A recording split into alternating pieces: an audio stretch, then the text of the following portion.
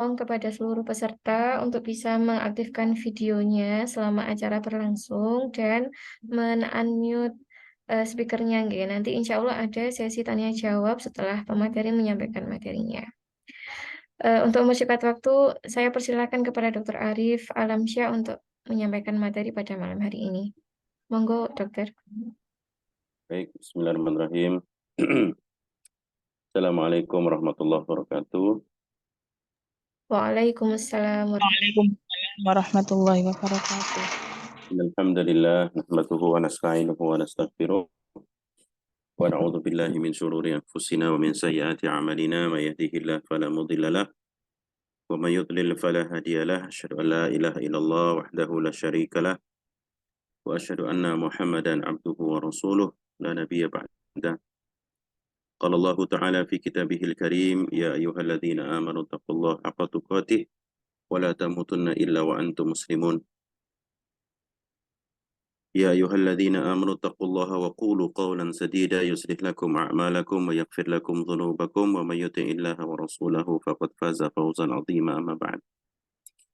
Para ayah bunda sekalian yang dimuliakan Allah, alhamdulillah kita bisa bertemu dalam Zoom malam ini. Mudah-mudahan pertemuan ini dicatat sebagai amal saleh yang memperberat timbangan kebaikan kita di hadapan Allah Subhanahu wa taala.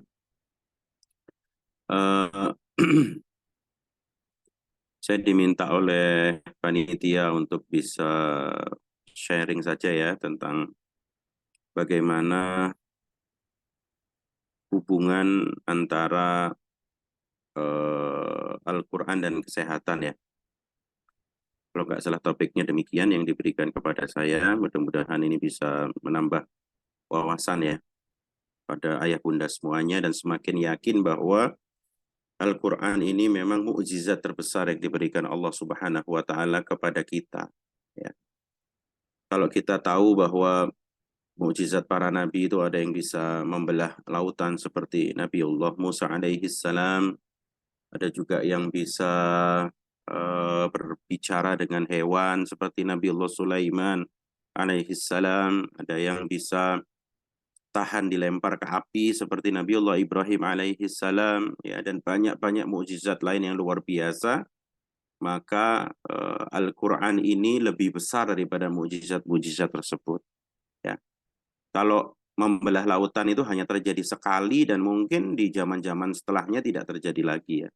Tapi Al-Quran ini luar biasa. Dan menurut Dr. Zakir Naik, salah satu yang menyebabkan Al-Quran ini disebut mukjizat adalah karena Al-Quran ini tidak pernah ketinggalan zaman. Ya. Sains dalam Al-Quran itu salah satu dari mukjizat Al-Quran itu sendiri. Karena bahasa kaum kita itu sekarang kan bahasanya semuanya masalah sains, ya, masalah ilmu pengetahuan. Dan ketika kitab-kitab yang lain itu tertinggal oleh sains atau terjadi perbedaan bahkan bertolak belakang dengan sains, ya, agama-agama yang lain atau kitab-kitab suci yang lain, ya, sehingga barangkali oleh orang-orang modern hanya disebut sebagai dongeng, ya. Tapi Al-Quran itu justru menjadi inspirasi bagi penemuan-penemuan sains modern. Ya, saya kira itu banyak sekali yang sudah membahas. Nah, pada kesempatan ini, kebetulan basic saya tentang kedokteran, jadi saya coba untuk bisa meramu ini. Mudah-mudahan ini menjadi satu wawasan bagi para ayah bunda sekalian, dan yang lebih penting, meningkatkan keimanan kita kepada kitab Allah, wabil khusus Al-Quran, karena ini bagian dari rukun iman. Ya. Jadi Al-Quran sebagai obat itu disebutkan di 4 tempat ya. Dalam surat Al-Isra ayat 82, dalam surat Yunus ayat 57, dalam surat An-Nahl ayat 69, dan surat Fussilat ayat 44 ya. Memang Al-Quran di sini disebut sebagai syifa, ada juga syifaul lima fis sudur, obat atau obat bagi apa yang ada di dalam hati ya, itu yang disebut di Al-Quran. Salah satunya dalam surat Al-Isra ayat 82 yang mungkin semua kita sudah pernah membaca bahkan menghafalnya ya. Wa nunazzilu minal Qur'ani ma huwa syifaa'u wa rahmatul lil mu'minin ya. Dan kami turunkan dari Al-Quran sesuatu yang menjadi penawar, syifa, obat Dan tidak hanya itu, juga menjadi rahmat bagi orang-orang yang beriman. Jadi memang Allah Subhanahu wa Ta'ala sendiri yang menyampaikan kepada kita bahwa Al-Quran itu adalah syifa, obat, penawar bagi penyakit. Ya. Penyakit apa? Para ulama sepakat tidak hanya penyakit hati, ya, tapi juga penyakit fisik. Dan memang dalam ilmu kedokteran modern, antara hati, pikiran, badan, jiwa, gitu ya, itu tidak bisa dipisah-pisahkan. Makanya pendekatan kedokteran modern itu sekarang kembali melihat manusia dari sisi yang holistik, ya, dari sisi yang holistik itu ya, yang paripurna, ya. Kenapa? Karena memang pikiran yang bermasalah gitu akan menyebabkan jiwa yang bermasalah juga.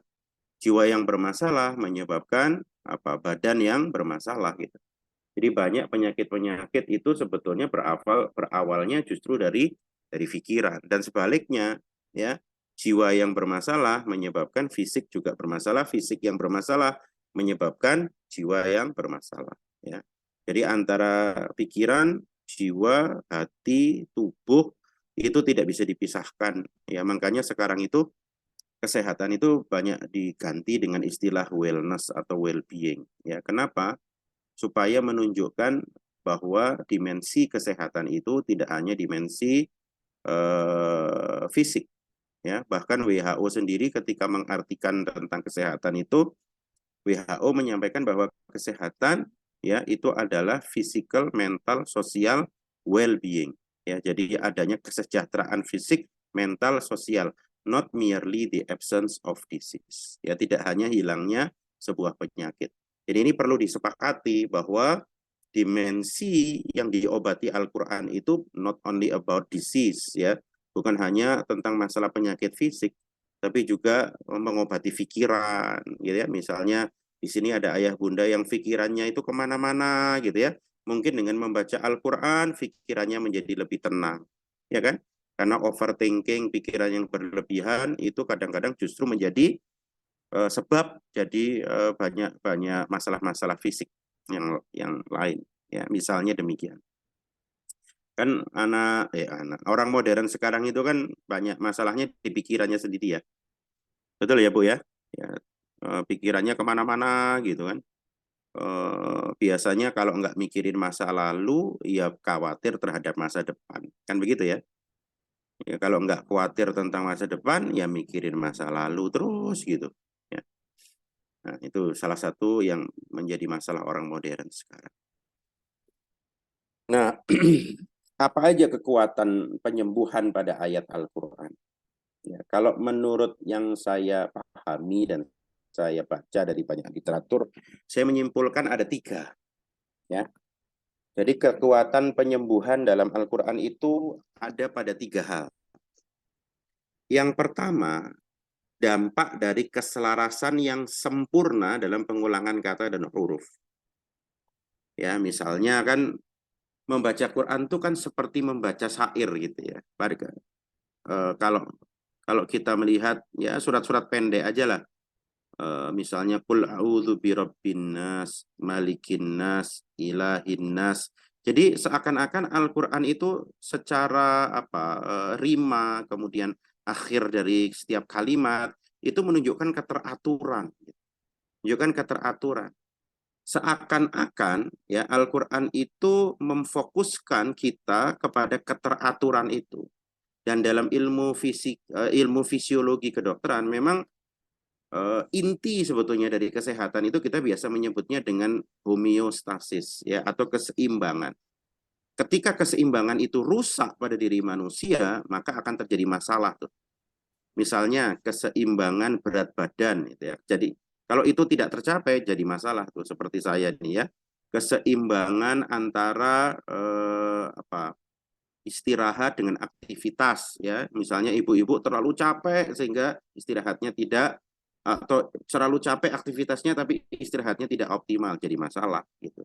Jadi sebetulnya kalau kita melihat dari sisi fisiologi, hampir semua kejadian di sel-sel kita itu karena ketidakseimbangan.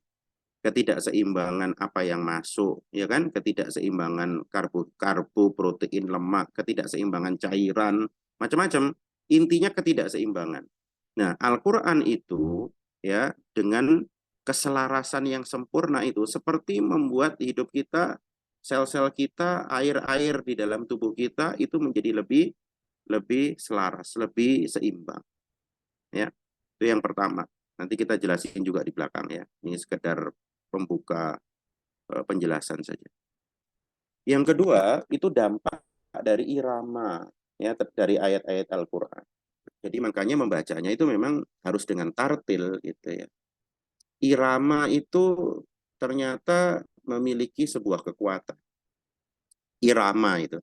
Jadi makanya kita apalagi adik-adik yang menghafal Quran itu kalau bisa mengambil sanad ya iramanya dan seterusnya sesuai dengan apa yang pernah mungkin diajarkan Rasulullah terus sambung menyambung, nah itu masya Allah karena irama itu sendiri itu sebetulnya berdampak kepada penyembuh. Dan yang terakhir adalah isi atau konten dari Al-Quran itu kalau kita pahami kita amalkan maka itu sebenarnya obat. Al-Quran tuh hampir semua informasi di dalamnya kalau kita lakukan itu banyak jadi obat gitu. Contoh aja lah, satu aja contoh ya. Al-Quran menyuruh kita di ayat yang semua kita hafal, la in syakartum la azidannakum. Itu informasi Al-Quran kan dalam surat Ibrahim ayat 7 ya. Kita diminta apa sih? Diminta bersyukur kan? Betul nggak? Ya itu aja panjenengan lakukan setiap hari, panjenengan jadi orang yang lebih sehat. Bahkan sekarang itu ada yang disebut dengan gratitude journal. Itu ada di dalam ilmu psikologi positif ya. Jadi orang tuh kalau mau sehat secara mental, fisik, maka dia setiap hari harus membuat jurnal syukur.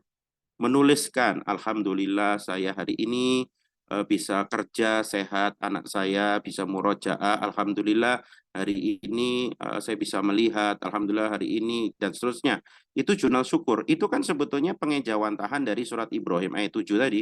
La in syakartum la azidannakum wala in kafartum inna azabi lasyadid. Itu informasi itu saja kalau dilakukan itu membuat Anda sehat. Karena banyak penyakit-penyakit sekarang itu orang modern sekarang karena dia tidak bersyukur. Betul ya? Suka banding-bandingkan dengan orang lain, lebih berfokus pada kekurangan daripada mensyukuri kelebihan yang diberikan Allah. Sakitlah dia. Ya kan? Itu namanya dampak dari isi konten dari Al-Qur'an.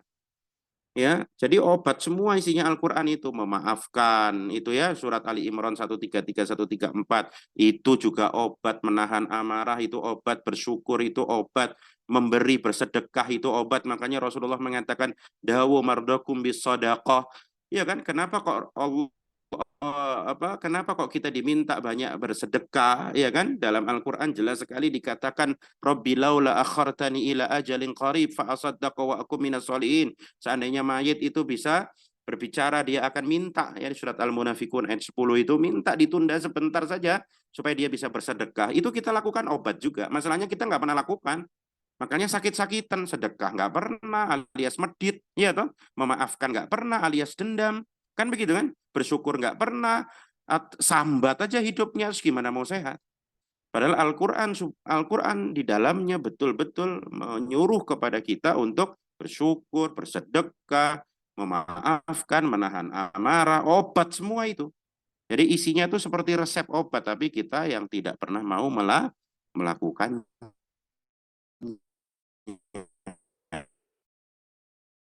Nah, gitu ya. Betul. Ya kan? Kalau kita cocokkan isi Al-Quran dengan kesehatan modern, wah itu benar banget itu. Bahwa memang bersyukur itu menyehatkan, bersedekah itu menyehatkan, dan seterusnya, dan seterusnya. Ya, kira-kira begitu. Ini contoh-contoh keselarasan dalam Al-Quran aja ya. Ini saya ambil dari beberapa sumber ya. Tentu saya belum mengeceknya satu persatu, tapi saya yakin insya Allah apa yang ada di sumber itu mudah-mudahan tidak salah ya. Jadi misalnya Al-Haya dan Al-Maut itu masing-masing disebut 145, Al-Iman masing-masing disebut 8 kali, Ad-Dunya dan Al-Akhirah disebut 115 kali, Malaikat dan Syaitan disebut 88 kali. Ini kalau kalau bukan dari Allah Subhanahu wa taala itu nggak mungkin, dan banyak lagi hal-hal seperti ini di dalam Al-Qur'an. Artinya Al-Qur'an itu sebetulnya ya, itu sesuai dengan homeostasis yang saya ceritakan tadi. Seakan-akan kalau kita itu lagi ruwet gitu ya, pikiran lagi ruwet, jiwa kita lagi ruwet, ketika kita baca Quran, ya keselarasan Al-Quran itu akan menyelaraskan di diri kita, ya fisik kita, pikiran kita, emosi kita, dan seterusnya. Nah itu ya dampak pertama dari keselarasan dalam Al-Quran. Ya. Terus bagaimana dengan efek suara, atau tadi kan irama gitu ya, efek suara. Apakah betul suara itu memiliki efek terhadap penyembuhan? Misalnya panjenengan nyetel Al-Quran murotal tuh 24 jam sehari gitu ya, terus tiba-tiba Anda tuh jadi lebih tenang, nggak emosian gitu, lebih jernih. Betul nggak sih gitu ya? Terus mungkin nyeri-nyeri sudah mulai agak hilang gitu. Apakah memang bisa seperti itu gitu ya? Misalnya ya.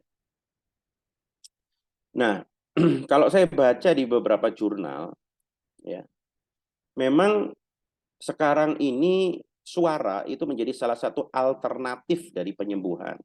Ayah bunda semuanya. Jadi peneliti menemukan bahwa ya suara manusia itu salah satunya suara manusia. Ada juga, mohon maaf ya, suara alat musik. Dulu kita mengenal suara Mozart gitu ya, dan seterusnya. Tapi ini debatable ya, debatable. Jadi saya tidak menyarankan. Maksudnya gini, saya tidak membicarakan hukum itu di sini. Itu saya serahkan masing-masing kepada ayah bunda, karena ini ada perbedaan pendapat yang sangat tajam lah ya. Tapi saya ingin menyampaikan secara in general gitu ya, bahwa memang para peneliti itu meneliti bahwa suara itu memiliki efek terhadap sel kita. Ya. Suara itu memiliki efek terhadap sel-sel kita. Jadi ketika sel-sel kita itu mendengarkan suara-suara yang positif gitu ya, terutama Al-Quranul Karim yang kita yakini semuanya, maka itu akan menjadi wasilah kesembuhan lewat proses perubahan di dalam atau di tingkat seluler kita. Ya.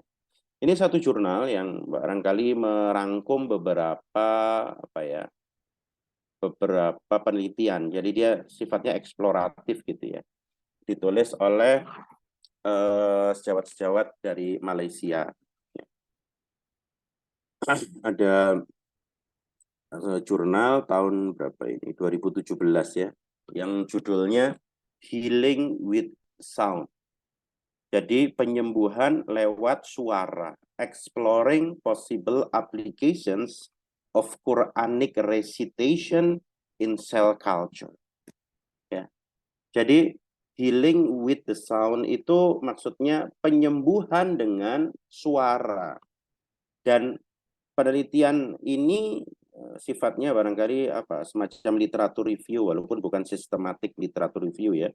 Kemungkinan aplikasi bahwa murojaah Al-Quran itu memiliki efek penyembuhan terhadap kultur sel. Jadi sel di kultur, kan mohon maaf ya agak sedikit bicara ilmiah, kan penelitian itu ada yang sifatnya in vitro, ada yang sifatnya in vivo gitu ya.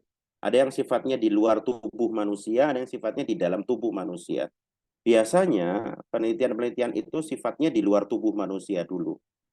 Ya kan, baru kemudian dicobakan di dalam tubuh manusia. Nah, biasanya di luar tubuh manusia itu kita mencobakan pada kultur sel. Jadi sel itu di kultur, yang kultur sel itu mirip dengan sel yang ada pada diri kita nantinya gitu ya. Nah, di sini ini mohon maaf, ini terjemahan bahasa Melayunya ini pakai bahasa Malaysia ya.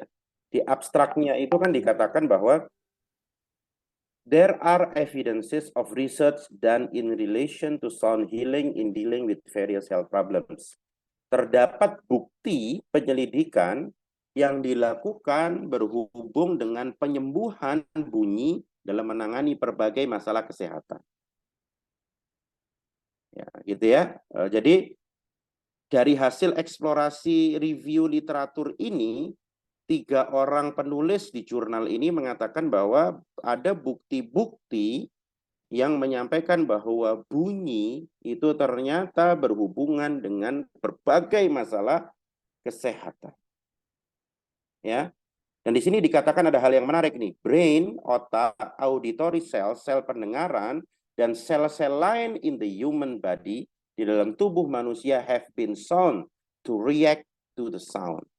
Jadi ternyata otak kita, kemudian sel-sel kita, ya, sel-sel pendengaran kita, sel semua dalam tubuh kita itu bereaksi terhadap suara. Gitu. Jadi kalau Anda mendengarkan suara-suara ngerok gitu ya, bla bla bla bla, makan bereaksi gitu. Ya, bisa jadi reaksi itu yang menyebabkan seseorang itu nantinya bisa menjadi sakit, sehat, bisa memiliki mental health yang kuat atau tidak dan seterusnya. Ya, jadi di sini dikatakan dengan jelas seperti itu. Ya, dan salah satunya tentu ya kalau suara-suara itu berhubungan dengan kesehatan, tentu suara Al-Quran, ya kan, kita yakin bahwa itu berhubungan. Ya, kira-kira seperti itu. Dan di sini dia melakukan sebuah literatur review di Scopus namanya ya. Jadi database di sini mungkin banyak ilmuwan juga, banyak para dosen barangkali di sini. Kita tahu bahwa salah satu database yang sekarang banyak digunakan ketika membuat sebuah literatur review atau scoping review atau meta analisis gitu ya, itu salah satunya Scopus ya, ada juga Cochrane Library, ada juga Science Direct misalnya ya, ada juga Emerald ya, ada juga Web of Science itu yang banyak sering digunakan. Scopus itu salah satu yang number one lah, kita semua tahu ya. Dan dari Scopus database was examined for scientific writing that involved the effect of the sound with higher emphasis on dealing with Quranic recitation. Jadi mereka mencoba masuk ke Scopus melihat review-review literatur yang berhubungan dengan efek dari suara Al-Quran. Dan memang ada, walaupun dia belum menyimpulkan, ya perlu ada riset-riset tentu di masa depan, tapi secara positif dikatakan bahwa dari hasil literatur review yang baru ditemukan itu dikatakan bahwa memang Quran itu memiliki efek yang positif ya terhadap kultur sel. Jadi artinya ketika kita membaca Al-Quran dengan tartil ya, recitation istilahnya ya di sini ya, atau recitation itu murojaah lah kalau kita mungkin bayangkan gitu, dengan tartil maka kultur sel itu akan terpengaruh ya kan, atau sel-sel dalam tubuh kita ini juga akan terpengaruh, dan kita harus yakin sekali dengan itu, ya. Mungkin ada pertanyaan, tapi kok saya itu sudah baca Quran kok saya masih sumpek ya. Ya, ada pernah pertanyaan kepada saya seperti itu. Jawabannya sama seperti obat-obat yang lain kan. Ibu kalau minum antibiotik ya paling gampang misalnya amoksisilin gitu ya. Itu dosisnya 3 kali 500 mg, Bu.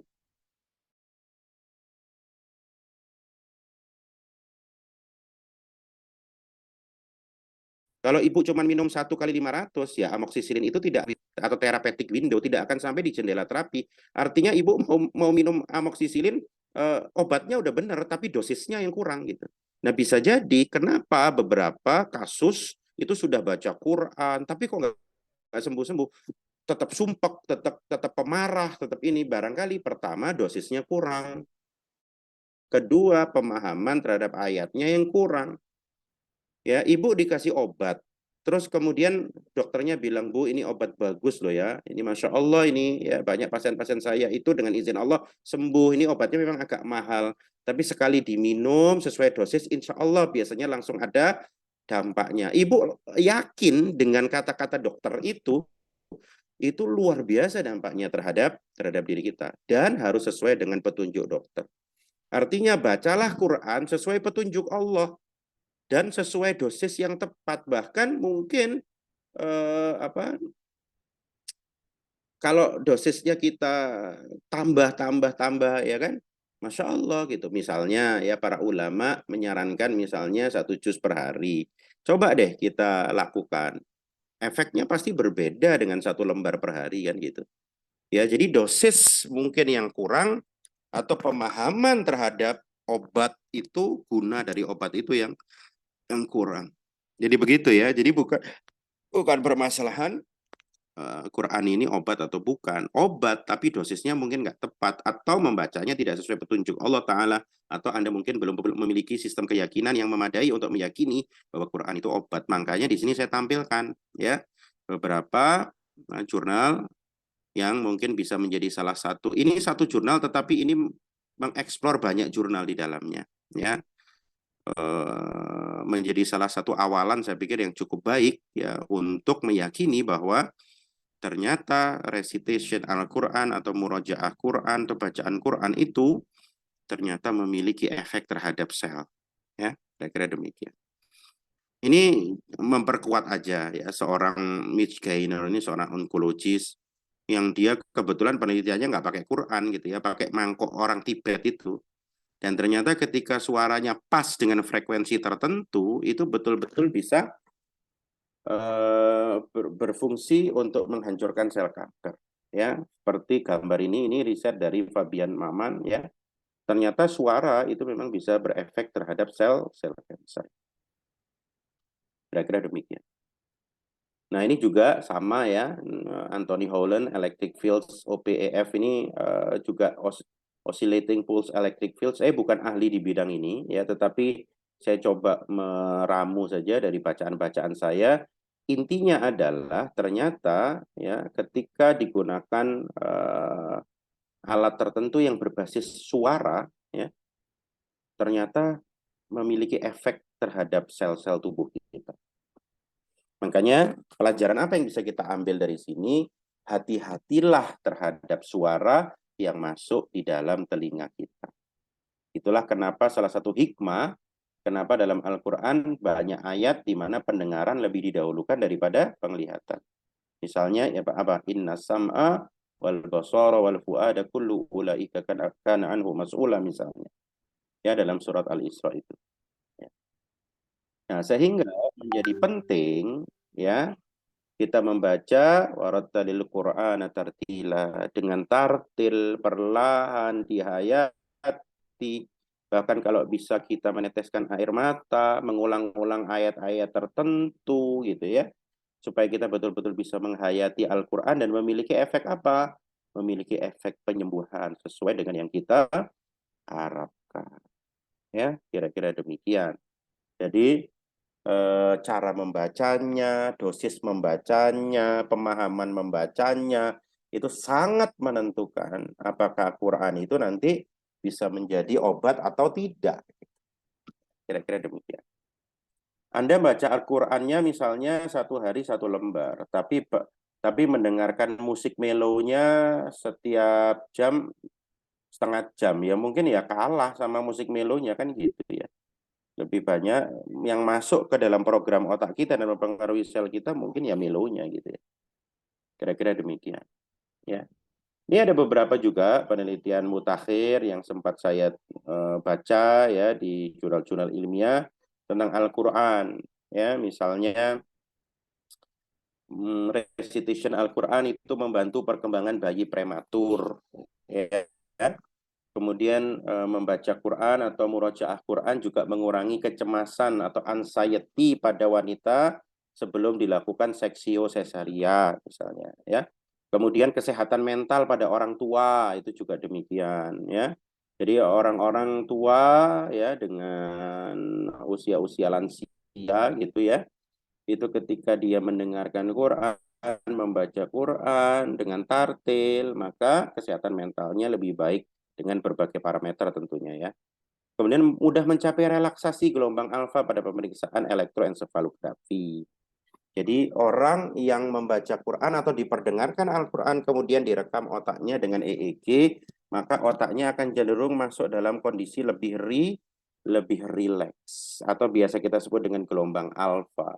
Ya, dan ketika kita sampai di gelombang alfa atau theta, biasanya sel-sel tubuh kita akan mengalami regenerasi.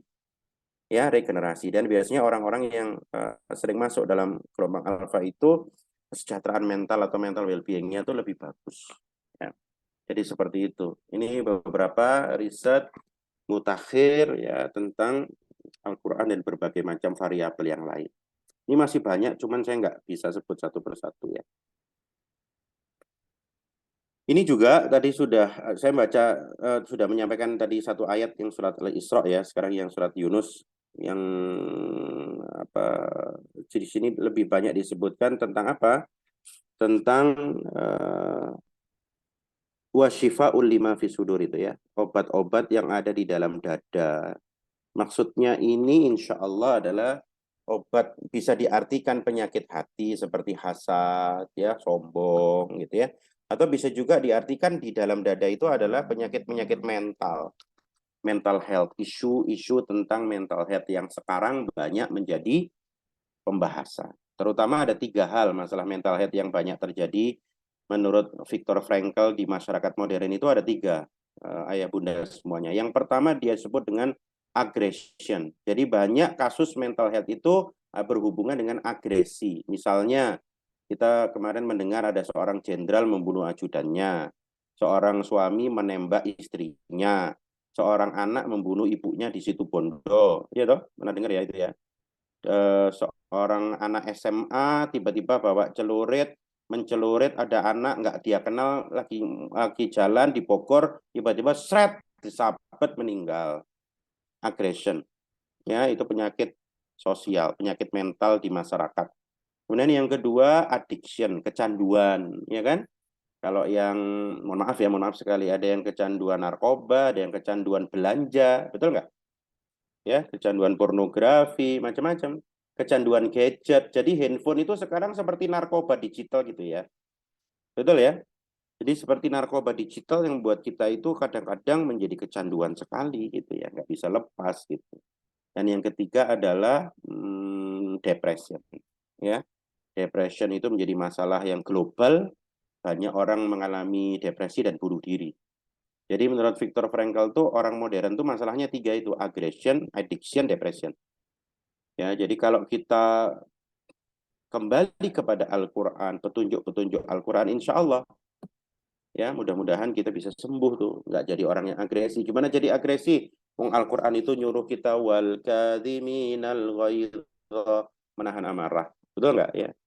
Gimana kita bisa agresi, Al-Quran nyuruh kita memaafkan, wal kadhiminal ghaidha wal afina 'anin nas misalnya, dan seterusnya ya. Nah, untuk mencapai kesejahteraan mental itu memang kita harus tidak hanya membaca dan mendengar Quran, tapi lebih jauh dari itu kita harus memahami Al-Quran. Jadi obat-obatan di Al-Quran itu kan tadi saya sebut banyak tuh, itu harus dipahami, diyakini, terus dijalankan. Ya. Al-Quran sendiri itu sudah menyampaikan kepada kita gitu ya, bahwa apa? Bahwa manusia itu makhluk yang gelisah. Ya, dalam surat apa itu? Al-Ma'arij. Ya, innal insana khuliqa halu'a. Idza massahu syarru jazua wa idza massahul khairu manua. Ya, itu kan disebutkan oleh Allah Subhanahu wa taala bahwa memang innal insana khuliqa halu'a, manusia itu cenderung kikir dan berkeluh kesah. Ya, sukanya sambat, sukanya keluh kesah. Ini yang ngatain Al-Qur'an. Dan nggak mungkin Al-Quran mengatakan ini kalau tidak dikasih obatnya gitu loh. Ya itu nggak mungkin. Allah itu menyampaikan informasi ini supaya kita sadar kan. Oh iya ya, saya ini makhluk gelisah ya, makhluk kikir ya, makhluk dan seterusnya. Ya kan? Tapi Al-Quran juga memberikan penawarnya, syifatnya gitu ya. Nah itu yang harus kita pelajari, harus kita pahami ya.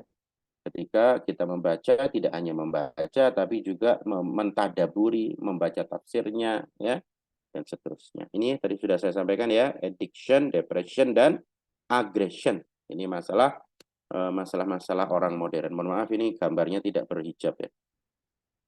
Nah, Terakhir barangkali ini sebelum kita mungkin diskusi, saya mohon maaf mungkin nggak bisa terlalu malam juga nih. Kebetulan qadarullah alhamdulillah ini tadi kebetulan baru nyampe dari luar kota ya. Nah, ini adalah satu petunjuk, satu keutamaan gitu ya. Kalau kita berkumpul, ini hadis sahih. Kalau kita berkumpul, cuma nanti dicek lagi itu nomor hadisnya ya, mudah-mudahan tidak salah. Jadi kalau kita berkumpul di rumah Allah Subhanahu wa taala dan di situ kita memahami kitab Allah, maka kita akan mendapatkan paling tidak 4 keutamaan. Ya. Yang pertama kita akan diliputi oleh rahmah. Nah, itu ya. Diliputi oleh rahmah Allah Subhanahu wa taala. Menurut beberapa ulama yang maksudnya diliputi rahmah itu apa? Maksudnya kita dikasih solusi dari permasalahan kita. Ya.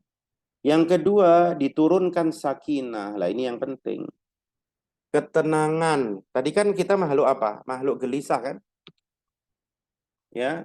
Kalau kita memahami kitab Allah di rumah Allah atau mungkin di rumah kita bagi yang wanita ada mihrab, ada musola gitu ya. Di situ Anda baca Quran, di situ Anda memahami kitab Allah, mentadaburi kitab Allah itu, maka ini janji Allah ini akan diturunkan sakinah ya kepada hati kita. Jadi sakinah, ketenangan tuh betul-betul dikasih sama Allah, diturunkan oleh kita juga akan ditemani oleh malaikat dan disanjung-sanjung Allah Subhanahu wa taala di sisi makhluknya, terutama makhluk Allah para malaikat yang ada di sekitar arsy ya. Jadi barang siapa yang berkumpul di rumah Allah, kemudian dia baca Quran atau di musola bagi wanita di rumahnya misalnya, maka dia akan dikasih sakinah oleh Allah Subhanahu wa taala. Ini jadi penawar kan? Tadi kan kita innal insana khuliqa halu'a. Kita orang kikir lagi gelisah. Penawarnya ya Quran. Karena ketika kita baca Quran, maka Allah Subhanahu wa taala lewat lisan Rasulullah sallallahu alaihi wasallam menyerangkan kepada kita semuanya bahwa kita akan dikasih apa? Dikasih sakinah. Ya, dikasih sakinah atau ketenangan oleh Allah Subhanahu wa taala. Sebaliknya ya di surat Thaha 124 ini, "Waman a'rada an dzikri fa inna lahu ma'isyatan dhanka." Ya. Barang siapa berpaling dari peringatanku. Peringatan di sini adalah Al-Qur'an ya, beberapa tafsir menyebutkan dengan Al-Qur'an, fa inna lahu ma'isyatan dhanka. Maka sesungguhnya baginya penghidupan yang sempit. Ya, dan bahkan menghimpunnya pada hari kiamat dalam keadaan buta. Dalam keadaan buta ini banyak sekali tafsir yang berbeda-beda ya. Nanti bisa silakan dilihat. Tapi saya fokus pada ma'isyatan dhanka. Jadi kehidupan yang sempit pada dada yang sempit. Jadi siapa yang baca Quran maka dia akan mendapatkan sakinah, ketenangan, rahmah, ditunjukkan solusi oleh Allah Subhanahu wa taala. Sebaliknya ketika dia jauh dari Quran, maka siap-siap ma'isyatan dhanka. Ya, dibuat sempit hidupnya. Walaupun rumahnya besar, hidupnya sempit. Walaupun gajinya banyak, rasanya nggak cukup. Ya toh? Itu karena apa? Ma'isyatan dhanka. Ya. Ya, make sense, logis kan. Kalau kita misalnya memahami Quran tadi yang sudah saya sebutkan bersyukur, ya tentunya kita nggak akan pernah merasa sempit. Orang yang merasa sempit itu kan orang yang nggak pernah bersyukur ya. Orang yang melihat kekurangan aja, melihat orang itu kelebihannya orang aja, nggak pernah melihat kenikmatan yang diberikan Allah Subhanahu wa taala kepada kita.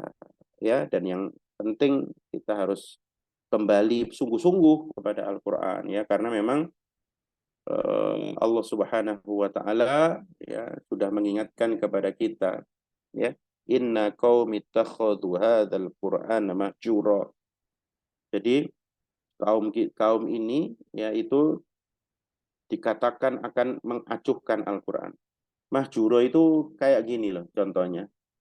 Jadi misalnya tidak boleh belok kiri gitu ya. Tapi Anda belok kiri ya, itu mahjura namanya. Jadi sudah jelas tulisannya nggak boleh belok kiri, tapi Anda belok kiri. Bahkan ada yang parkir persis di di bawah tanda larangan parkir. Nah, itu berarti tulisan atau rambu-rambu larangan parkir itu mahjuro, diacuhkan gitu ya. Nah, kalau Al-Qur'an itu diacuhkan, ya sudah, selesai sudah.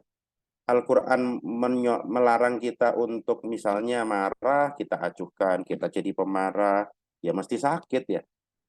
Kemudian Al-Qur'an menyuruh kita untuk ridho dengan kondisi, ya kan? Misalnya kalau ada musibah, innalillah wa inna ilaihi rajiun, diminta mengembalikan kepada Allah, kita acuhkan, ya mesti sakit kita, ya kan? Al-Quran menyuruh kita untuk sedekah, kita medit, gitu ya, bakhil, ya mesti sakit kita, ya kan? Karena isi-isi Al-Quran itu yang ternyata obat-obat itu, ya nggak pernah kita minum, tapi kita acuhkan, ya sama persis. Ibu hipertensi dikasih obat amlodipin 10 mili, suruh diminum tapi diacuhkan, ya nggak turun lah tensinya, iya kan, misalnya seperti itu. Jadi kata-kata dokter diacuhkan saja, ibu nggak akan mungkin mencapai kesehatan yang baik. Ya sama ketika Al-Quran pun diacuhkan, maka Al-Quran yang disebut sebagai syifa itu tidak akan berfungsi sebagaimana mestinya, ya. Oleh karena itu, mari kita lakukan paling tidak 5T ya, supaya Al-Quran ini betul-betul bisa menjadi syifa.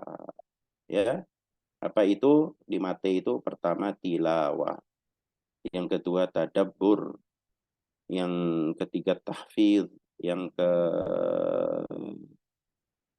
keempat tatbiq, yang kelima tabligh, ya menyampaikan.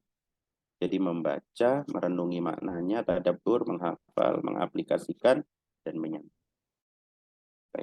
Dengan 5T ini mudah-mudahan ya Al-Quran betul-betul bisa menjadi obat. Saya tutup dengan satu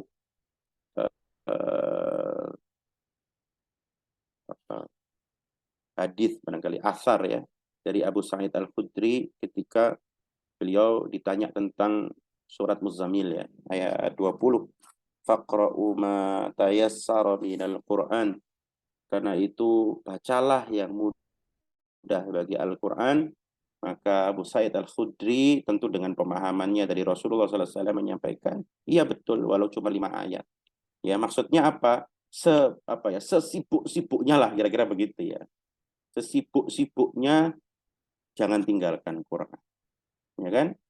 Faqra'u ma tayassara minal Qur'an. Bacalah apa yang mudah bagimu dari Al-Quran. Maksudnya, ya apa yang bisa kita jangkau, kita lakukan dulu gitu. Yang penting istiqomah, 5 ayat, 5 ayat, 5 ayat, sambil ditadaburi istiqomah. Mudah-mudahan itu bisa menyebabkan atau menjadi asbab Al-Quran itu menjadi syifa, obat bagi kita semua. Saya kira begitu. Jazakumullah khairan katsir atas perhatiannya. Mungkin saya kembalikan kepada MC ya. Mungkin kalau ada satu dua pertanyaan, silakan. Nggih. Jazakallah khair Dr. Arif atas pemaparan materinya pada malam hari ini. Alhamdulillah, insya Allah kita banyak menerima ilmu juga sebagai motivasi ya bahwa Al-Quran itu memang obat untuk kita. Alhamdulillah ini sudah ada 2 pertanyaan Ustadz. Saya sampaikan pertanyaan pertama nggih. Apakah penyakit skizofrenia, apakah penyakit ini datang secara tiba-tiba atau ini merupakan penyakit genetika yang sejak kecil sudah terlihat?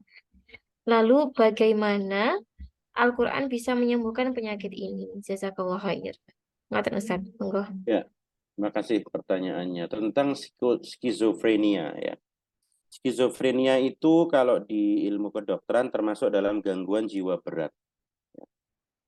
Gangguan jiwa berat dalam tanda kutip memang ya, mohon maaf ya, orang awam mungkin menyebutnya dengan gila, orang awam ya. Apakah skizofrenia itu bisa sembuh? Bisa. Banyak kasus isu skizofrenia itu sembuh dan bisa berfungsi. Maksudnya orang mantan skizofrenia ini tentu dengan perawatan dan yang terus-menerus secara holistik ya, itu bisa berfungsi seperti manusia. yang normal gitu ya. Tentu ada beberapa hal yang mungkin satu dua kesempatan mungkin ya masih ada hal-hal yang ini, tapi dengan cara pengendalian yang bagus, yang holistik itu dia masih bisa berfungsi secara sosial dan seterusnya. Terus pertanyaannya, apakah ini datang secara tiba-tiba? Genetika, faktor genetika tentu ada, tetapi bukan satu-satunya faktor. Jadi kalau ditanya faktor penyebabnya multifaktor, ya sama seperti kanker ya. Kanker itu kan penyebabnya multifaktor. Apakah murni genetik? Tidak.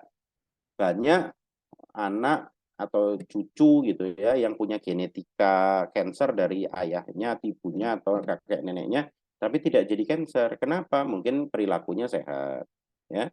Sama dengan ini, tidak semua orang yang memiliki genetika gangguan jiwa kemudian jadi gangguan jiwa, tidak. Ya, faktornya banyak, ada faktor pola asuh, faktor lingkungan, faktor makanan, faktor polusi, ya, faktor penyakit-penyakit yang lain, itu pengaruh semuanya, multifaktor. Dan tidak datang secara tiba-tiba. Nah, tapi pasti ada faktor-faktor yang mendahuluinya. Atau biasa kita sebut dengan faktor premorbid biasanya, ya. Bagaimana Al-Quran bisa menyembuhkan penyakit ini? Al-Quran menjadi salah satu modalitas terapi, tapi bukan satu-satunya terapi. Jadi saya harus menyampaikan ini secara ilmiah ya, bahwa skizofrenia itu terapinya holistik. Ada terapi farmakologis dan non farmakologis. Farmakologis itu obat-obatan, non farmakologis itu non obat-obatan. Ya, Al-Quran bisa menjadi salah satu modalitas terapi non farmakologis. Tapi kalau sudah modelnya skizofrenia, biasanya psikolog klinis pun akan merujuk pada psikiater untuk dilakukan pengobatan. Ya, secara farmakologis. Nanti psikiaternya akan bekerja sama dengan ustadz, dengan keluarga, ya, dengan psikolog, dengan mungkin lingkungannya, gitu ya. Bagaimana bisa membantu penyembuhan orang dengan skizofrenia ini. Wallahu a'lam bishawab. Kira-kira begitu penjelasannya. Yeah. Alhamdulillah, semoga pertanyaan dari Bu Resi tadi sudah terjawab ya. Untuk pertanyaan kedua, Ustadz.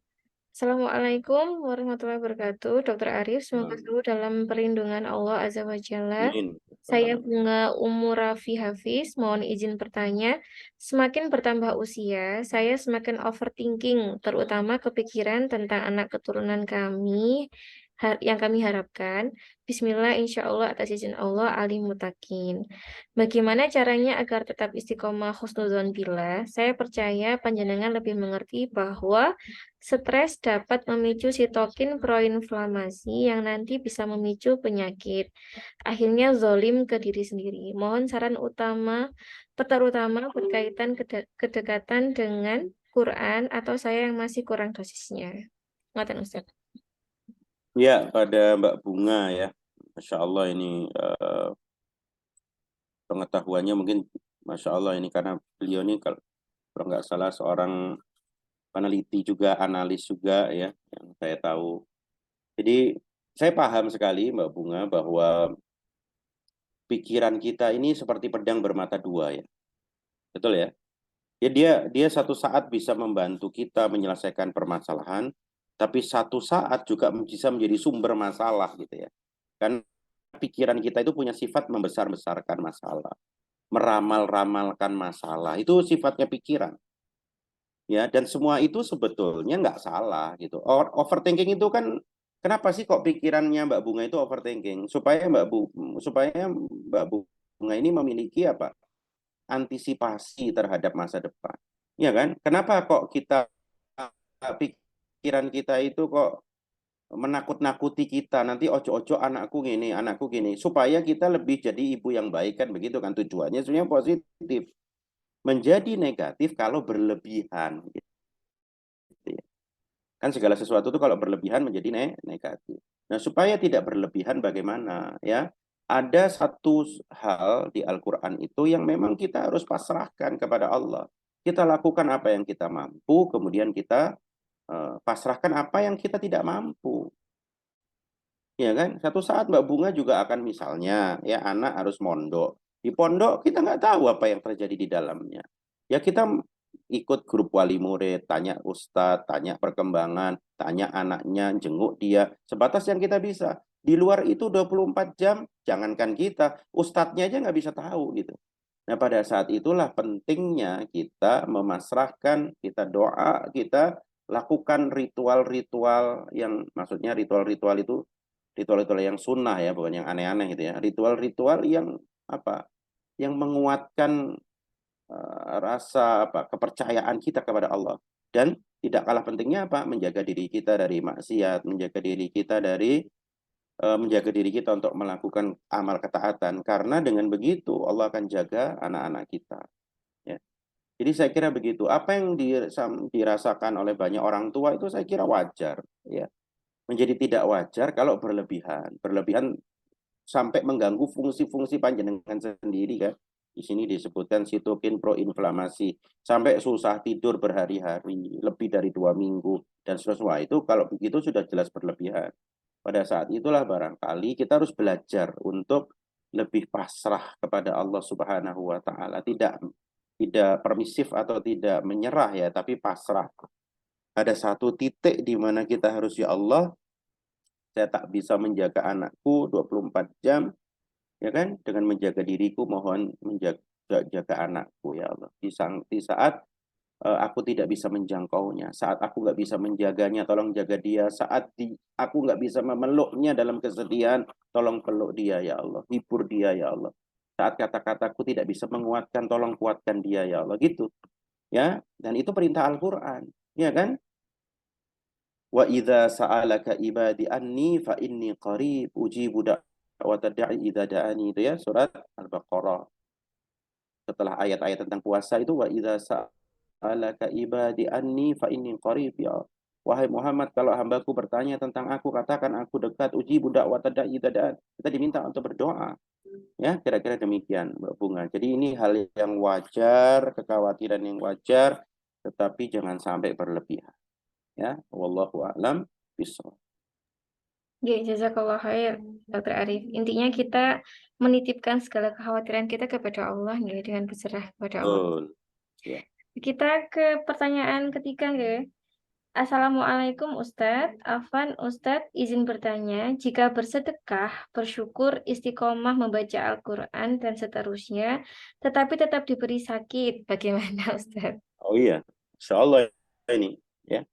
Salafus soleh itu ada asar yang menyebutkan kalau mereka itu sebulan nggak demam, sama sekali nggak sakit, mereka itu malah nangis gitu. Ya, bahkan mengatakan begini, ya Allah, kalau saya nggak pernah demam sedikit pun sebulan ini, terus dengan apa engkau menghapuskan dosa-dosaku gitu. Itu salafus soleh. Ya, jadi sakit di sini itu adalah cara Allah Subhanahu wa taala untuk menyayangi kita.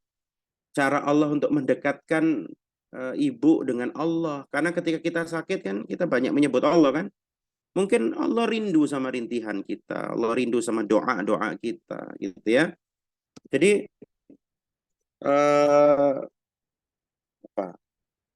sakit bagi seorang Muslim itu harus dilihat dari banyak sisi, gitu ya. Harus dilihat dari banyak sisi.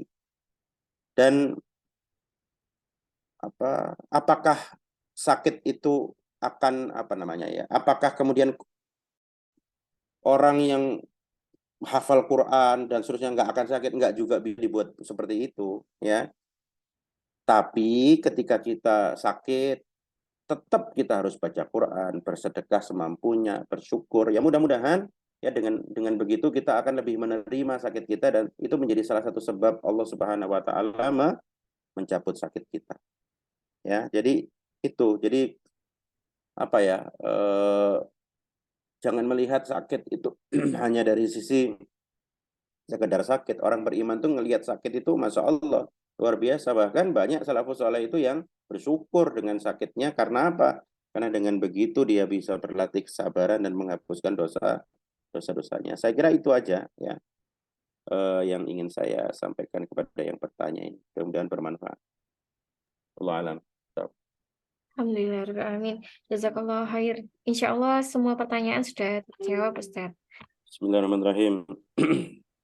Alhamdulillahirabbil alamin hamdan yuwafi ni'amahu wa yukafi mazida. Rabbana lakal hamdu kama yanbaghi li jalali wajhika wa 'azimi sultanik. Wa salli wa sallim ala Muhammad wa ala ali Muhammad. Ya Allah ya Rahman ya Rahim. Lembutkanlah hati kami semuanya ya Allah, agar kami bisa menjadi ahli Quran. Jadikan anak-anak kami, keturunan kami sebagai ahli Quran yang mencintai Al-Quran, menghafalkan Al-Quran, mengamalkan Al-Quran dalam kehidupan sehari-hari ya Allah. Ya Allah, jadikan Al-Quran ini sebagai petunjuk hidup kami, sebagai pengobat bagi yang sedang sakit, sebagai pengobat bagi hati-hati yang gelisah, bagi pikiran-pikiran yang gelisah. Mudah-mudahan Allah Subhanahu wa Ta'ala memberikan kesembuhan lewat Al-Quran ini. Ya Allah, ya Rahman, ya Rahim, berikan pada anak-anak kami perlindungan di mana kami nggak bisa melindunginya, ya Allah. Berikanlah kepada anak-anak kami pelukan sebagaimana ketika kami tidak bisa memeluknya, ya Allah. Menghiburnya ketika kami tidak bisa menghiburnya, ya Allah. Ya Allah, jadikan keluarga kami keluarga yang sakinah, mawadah, warahmah, ya Allah.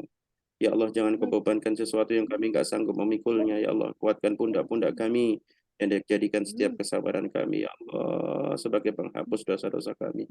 Rabbana zalamna anfusana wa illam taghfir lana wa tarhamna lanakunanna minal khasirin. Rabbana ighfir lana wa li ikhwanina alladhina sabaquna bil iman wa la taj'al fi qulubina ghillan lil ladzina amanu rabbana innaka ra'ufur rahim. Rabbana atina fid dunya hasanah wa fil akhirati hasanah wa qina adzaban nar. Subhana rabbika rabbil izzati amma yasifun. Wassalamun alal mursalin walhamdulillahi rabbil alamin. Berdoa selesai. Amin ya rabbal alamin. Jazakallah khair Dr. Arif Alamsyah atas pemaparan materinya, juga doa-doanya tadi untuk kami Ustadz. Untuk terakhir Ustadz, mohon motivasi atau closing statement-nya untuk malam ini Ustadz. Ya, kita berpacu dengan waktu, ya. Bagaimana es yang mencair, susah untuk kembali lagi, waktu pun begitu, ya. Oleh karena itu, mari kita manfaatkan sisa-sisa waktu yang diberikan Allah Subhanahu wa Ta'ala dengan sebaik-baiknya, karena ajal bisa datang kapan saja, kita nggak pernah tahu, bahkan tanpa sakit, tanpa apapun, Allah Subhanahu wa Ta'ala bisa mengambil kita tanpa kita ketahui dan tanpa kita harapkan. Ya, mudah-mudahan di waktu sisa ini kita menjadi orang yang lebih baik, menjadi versi terbaik dalam hidup kita. Saya kira itu saja ya. Oke. Terima kasih sekali lagi Dr. Arif Alamsyah atas kesempatannya malam hari ini. Sami-sami. Saya pamit ya, mudah-mudahan bermanfaat. Mohon maaf kalau ada kekurangan. Assalamualaikum warahmatullahi wabarakatuh. Waalaikumsalam. Jazakallah khair Ustaz. Barakallah. Ada peserta kajian pada malam hari ini, mohon maaf atas keterlambatan Zoom-nya hari ini. Semoga kedepannya bisa lebih baik lagi dan kita bisa menimba ilmu lagi dan memperbaiki diri Quran Ustazah. baik dan lebih baik lagi. Terima kasih atas malam ini. Semoga semuanya dicatat oleh Allah sebagai pemberat amal kebaikan kelak di akhirat. Kalau salahnya datangnya dari saya, lebihnya dari Allah Subhanahu wa Ta'ala. Mari kita tutup kajian kita pada malam hari ini dengan bacaan hamdalah, istighfar, dan doa kafaratul. Alhamdulillah. Alhamdulillahirabbil alamin. Astaghfirullahalazim. Subhanakallahumma wa bihamdika asyhadu an la ilaha illa anta astaghfiruka wa atubu ilaik. Wassalamualaikum warahmatullahi wabarakatuh. Waalaikumsalam. Sama.